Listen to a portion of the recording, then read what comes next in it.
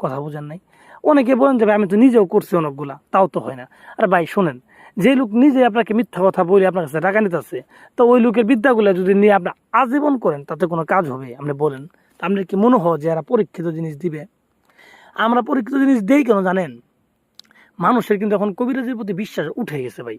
এই বিশ্বাসটা ফিরিয়ে আনার জন্য এই পরীক্ষিত তাবিজগুলো দিতেছি, যে আপনি যদি এটা করেন, 10টা লোকে যদি করেন, 10 জনের জন্য কাজ হয়, তাহলে 10 জনে আর 50 জনের জানাবেন যে এই বিদ্যাগুলো কাজ হয়।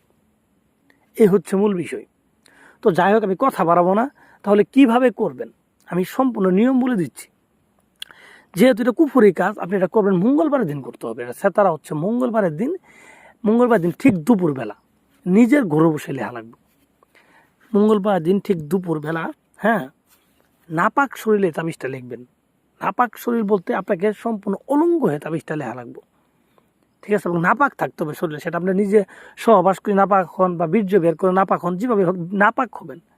নাপাক হওয়ার পরে অলঙ্গ হয়ে আপনি পশ্চিমের বিপরীত পূর্ব দিকে মুখ করে বসবেন। মুখ করে বসার পরে যার জন্য করবেন তার কথা মনে মনে খেয়াল করবেন, তার ছবিটা চোখের মধ্যে আনবেন, ঠিক আছে?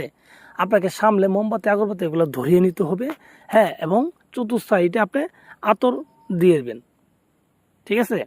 দেওয়ার পরে আপনি এই তাবিজটা লেখা শুরু করবেন। তো তাবিজটা এখন কীভাবে লিখবেন? তাবিজটা লিখবেন আপনার একটা বট গাছের পাতার উপরে। বট গাছের পাতার উপরে, ঠিক আছে? আপনি লিখবেন। কিভাবে লিখবেন? শাহাদাত আঙ্গুল দ্বারা এক প্রকার কালি দিয়ে।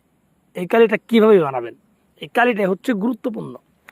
এই কালিটা আপনার কুমকুম কাম সিঁদুর, ঠিক আছে, গোলাপ জল, আতর, এই 4টা জিনিস মিশ্রিত করে একটা কালি বানাবেন। কালি বানায় আপনার ডান হাতের শাহাদাত আঙ্গুল দিয়ে বট পাতার উপরে, ঠিক আছে, বট বৃক্ষের পাতার উপরে, পাতা উপরে 3টা পাতার উপরে আপনি 3টা তাবিজ লিখবেন এইভাবে।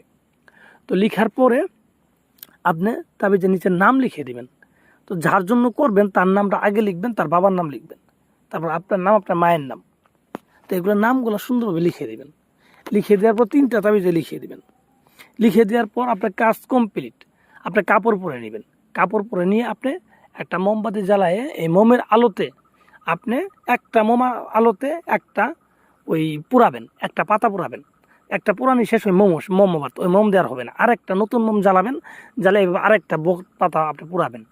পুরানোর পরে এই মোমও শেষ, বট পাতাও শেষ। আবার আরেকটা মোম নিয়ে আরেকটা বট পাতা নিয়ে এটা পুরাবেন। এই 3টা জিনিস পুরাবেন। 3টা পুরানোর পরে যার জন্য করলেন, যে যেখানেই থাকুক, দূর অথবা কাছে, সে আপনার কাছে আসতে বাধ্য, আপনার জন্য পাগল হইতে বাধ্য।